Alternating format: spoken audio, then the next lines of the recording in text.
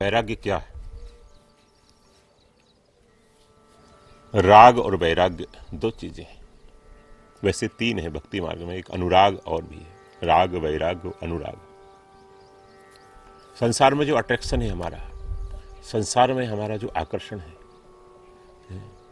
स्त्री में, पति में, धन में, पैसे में, गहने में, आभूषणों में हमें जो सुख दिखाई देता है,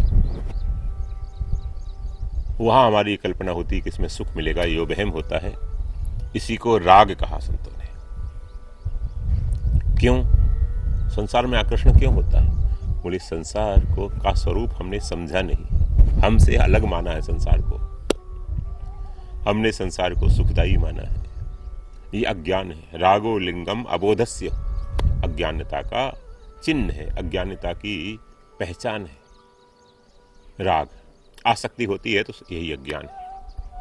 हमने भले ही कितना ही वेदांत पढ़ा है, लेकिन संसार में जो अटैचमेंट है वो अगर हमारे अंदर है तो ये अज्ञान बना हुआ है पूरा।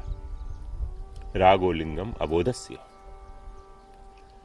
तो सत्संग करते करते करते करते, संसार पे विचार करते करते करते करते जगद्गुरु आदि शंकराचार्य से पूछा कि संसार से छूटने के उपाय क्या है, तो उन्होंने बड़ी प्यारी बात कही।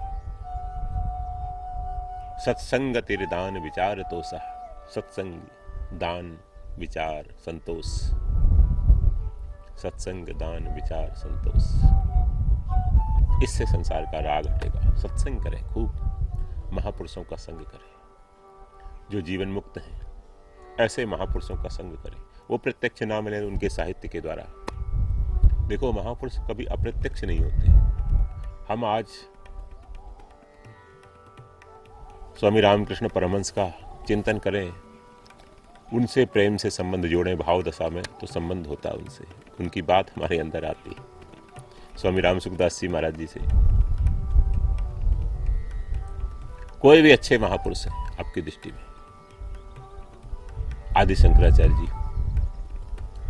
रामानुज स्वामी हो, जगत गुरु रामानंदाचार्य जी, वल्लभाचार्य, कोई भी महापुरुष हो, तुकाराम, एकनाथ नामदेव जी हो, कबीर, सूर्य नानक हो, तुलसीदास जी, उन महापुरुषों से वो अमर है। उन महापुरुष भाव दशा से, उन महापुरुषों से आप संबंध जब जोड़ देते हैं, उनके वचनों के द्वारा, उनके साहित्य के द्वारा, उनके उसके द्वारा, तो ये सत्संग हो जाता है, मानसिक सत्संग होता है। मन में चिंतन करते करते एक भाव दशा से आप उनके साथ जुड़ जाते हैं, ये मानसिक सत्संग है। तो सत्संग, सत्संग का वास्तविक अर्थ तो संस्कृत की दृष्टि से यह है कि सत का संग, सत है आत्मा, सत है परमात्मा। सत माने अविनाशी, सत्य नहीं सत्य, थोड़ा अंतर है सत्य और सत्य। अविनाशी को सत कहा। तो जो सत है, अविनाशी है, उसका संग, उसमें आसक्ति। संग माने आसक्ति। संस्कृत में सत माने अविनाशी और संग माने आसक्ति। हिंदी का संग नहीं, संस्कृत का संग। तो सत में आसक्ति, स्थायी में आसक्ति, नित्य में आसक्ति, वह सत्संग है। नित्यानंद है, वह है सत्संग। सत में जो आसक्ति, सत में जो प्रेम है, तो सत्संग। दान, दान अनेक प्रकार के दान हैं। आपने सुना है, आप लोग बहुश्रुत हैं, 10% दान कमाई का वो तो है ही, उससे धीरे धीरे आसक्ति छूटती है। दान किस लिए? बोले आसक्ति छुड़ाने के लिए। वस्तु से मोह भंग हो, वस्तु से हमारी आसक्ति दूर हो, इसलिए दान होता है। पैसे का दान, वस्तु का दान, समय का दान, विद्या का दान, ये तो है। ज्ञान का दान सबसे बड़ा है। क्षमा दान, हम माफ कर दें, क्षमा दान करते हैं। जगत की वस्तु जगत को दे दी, परमात्मा की वस्तु परमात्मा को दे दी। आत्मा परमात्मा की वस्तु है, उससे जोड़ दिया, उसके शरणागत हो गए, उससे एक हो गए, और जगत की वस्तु जगत में के लिए छोड़ दी, ममता छोड़ दी उसकी। ये संतों ने दान बताया है। सत्संग, दान, विचार, और विचार करें, बार बार विचार करें कि वास्तव में विषयों से हमें कुछ तृप्ति हो रही है क्या? विषयों से हमारी आयु बढ़ रही है? विषयों से हमें प्रसन्नता मिल रही है क्या? परिणाम क्या मिल रहा है? सेटिस्फेक्शन हो रहा है, नहीं हो रहा है? संतोष हो रहा है, नहीं हो रहा है? ये बार बार विचार करें। जैसा सत्संग सुना हमने, सत्संग में जो सुना उस पर विचार करें बार बार। बस हम लोगों की यही गलती होती है कि हम विचार नहीं करते, मनन नहीं करते, निधिध्यासन नहीं करते, केवल श्रवण के बाद मनन करें उस पर, और फिर निधिध्यासन करें, उसको रिपीट करें, बार बार रिपीट करते हैं, निधिध्यासन करें, उसी में डूब जाए, रिपीट करते करते एक वृत्ति से दूसरी वृत्ति, तीसरी वृत्ति उस तदाकार हो जाए, उसको निधिध्यासन कहा। तो हम लोग निधिध्यासन नहीं करते, हम लोग विचार नहीं करते। खूब विचार करें कि वास्तव में है क्या ये माया, क्यों मैं इसमें फंसा हूं, क्यों मैं इसके पीछे पड़ा हूं, क्यों मैं ये मांग रहा हूं, सब इसकी आवश्यकता अनुभव हो रही है क्या? व्यवहार के लिए जहां तक व्यवहार है वहां के लिए ठीक है। कोई गृहस्थ आश्रम में है तो उसके लिए व्यवहार के लिए पुरुषार्थ करना वो दोषी नहीं है, लेकिन विचार पूर्वक करें, परिणाम देख कर करें, किसी का अहित ना उसके द्वारा करें, धर्म पूर्वक करें। धर्म ते विरति, योग ते ज्ञान।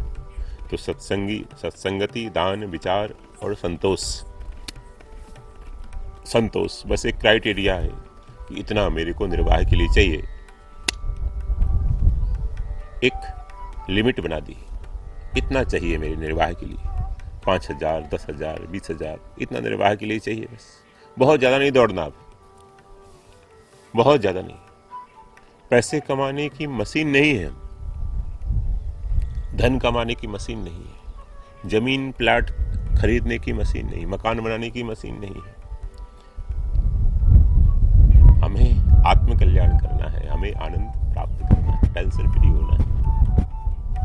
ये मशीन इसलिए है, ये जो स्ट्रक्चर बनाया है इसलिए बनाया है, इसका दूसरा काम नहीं है। विषय भोगों में दूसरे स्ट्रक्चर बहुत ज्यादा मजबूत है। पशुओं का शरीर बहुत ज्यादा मजबूत हमसे, गधा बहुत भार ढो सकता है, बहुत से प्राणी ज्यादा जी सकते हैं, ज्यादा बलवान है हमसे, हाथी बहुत बलवान है, सिंह बड़ा पुरुषार्थी। ये स्ट्रक्चर जो बना है, ये जो शरीर बना है, इसका लक्ष्य यही है कि आनंद प्राप्त कर सकता है, और कुछ नहीं प्राप्त कर सकता अपनी मर्जी से। तो संतोष हो, सत्संगति, दान, विचार, तोषा, ये 4 उपाय काम में लाए तो धीरे धीरे संसार से मन हटता है। मन जो संसार में बार बार जा रहा है, जाता नहीं। अब देख लिया, समझ लिया, जब तक समझते नहीं थे तब तक वहां जाता था, अब समझ लिया, अब क्यों भागे, जाग गया फिर क्यों सोना। एक राजा ने पुराना खजाना खुलवाया, उस खजाने में एक सुंदर फोटो मिली, 16 वर्षीय कोई बालिका जैसी, चित्रकार ने बनाई हुई थी, वो चित्र मिला। उस चित्र को उसने देखा और आसक्त हो गया। इतनी सुंदर राजकुमारी कौन है, इतनी सुंदर राजकुमारी कौन है, कहाँ रहती है, पता लगाओ, कहाँ रहती है, पता लगाओ। राजा लोगों की जो विषय होते हैं उसमें बहुत से, और उनकी विषयों में वृत्ति जाती है। जो अच्छा विषय है वो हमको मिले, अच्छी वस्तु हमको मिले, अच्छा फल है हमको मिले, यह उनका अहंकार होता है। हम इसके अधिकारी हैं। गांव में कोई अच्छी वस्तु है, अच्छा स्त्री पुरुष है, वो हमको मिले, हमारी सेवा में आए। वो कोई बुद्धिमान आदमी हमारी सभा में रहे, हमारा वो मंत्रिमंडल का हिस्सा हो, ढूंढो इसको। सब लोग बड़े चिंतित हो गए, राजा का आदेश है, क्या करें। एक पुराने मंत्री जी, बूढ़े मंत्री जी से कहा कि हमको आजकल बड़ा टेंशन है, राजा ने आज्ञा दी है। वो बूढ़े मंत्री उनके पिता के समय भी मंत्री थे, उन्होंने देखा उस चित्र को, हंसने लगे और हंसते हुए कहा राजा के पास जाके, महाराज ये किसी राजकुमारी का चित्र नहीं है, बल्कि आपकी ही बाल्यावस्था का चित्र है। जब आप 15-16 वर्ष के थे तब एक बहुत सुंदर चित्रकार आया था, और बहुत सुंदर चित्रकार आया था, आपके पिता ने कहा कि हमारे पुत्र का चित्र बनाओ। उस समय आपकी युवावस्था में प्रवेश आप कर ही रहे थे, 15-16 वर्ष की अवस्था थी, दाढ़ी मूछ नहीं निकले थे, गोल चेहरा, सुंदर भरा हुआ शरीर आपका, गठा हुआ शरीर, ये चित्र आपका है, हमारा ही चित्र है। अब आकर्षण नहीं रहा, अब जो नींद नहीं आ रही थी, नींद ना आए, मुझे चैन ना आए, वो कंप्लेंट खत्म हो गई, वो अब समस्या नहीं रही। जब जान लिया कि मैं ही हूं ये, तो ज्ञानी लोग सब में अपने को देखते हैं, आत्मा ही में, ज्ञानी तू आत्मे में मतम, सब जगह अपना ही आत्मा देखते हैं, अपना ही स्वरूप देखते हैं। तो देख लिया, विचार दृष्टि से, ज्ञान दृष्टि से देख लिया कि अब इसमें कुछ बहुत है नहीं, जिसको हम समझ रहे थे कि बड़ा सुखदायी है, इसमें सुख नहीं।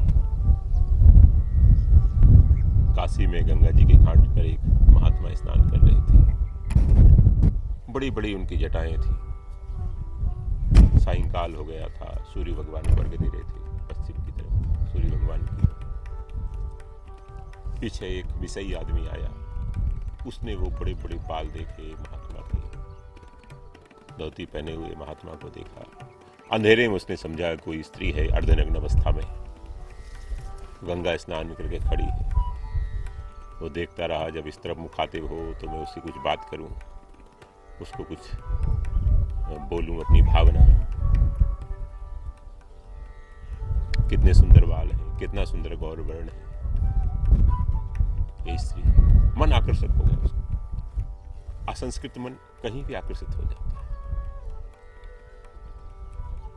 जब नजदीक गया वो, और जब महात्मा सूर्यार्घ्य देकर भगवान सूर्य को प्रणाम करके, गंगा माँ को प्रणाम करके जब घाट की तरफ आए, नजदीक आए तो देखा बाल भी नहीं, दाढ़ी भी उनकी। वो महात्मा है, वो एक ऋषि है, युवावस्था संपन्न एक महापुरुष है। तो अज्ञान के कारण से उसमें जो दुर्भावना थी, जो संशय था, वो संशय समाप्त हो गया। वो संशय जब समाप्त हो गया तो अब वो आकर्षण नहीं रहा, अब वो अट्रैक्शन नहीं रहा। तो ऐसे हम जब तक जानते नहीं है संसार का स्वरूप, तब तक उसमें आकर्षण है, तब तक उसमें राग है, आसक्ति हमारी। वो आसक्ति के कारण मन अशुद्ध होता है, बैर के कारण मन अशुद्ध होता है। दूसरी बात है, राग और द्वेष, ये दो चीजें चित्त को अशांत करती हैं।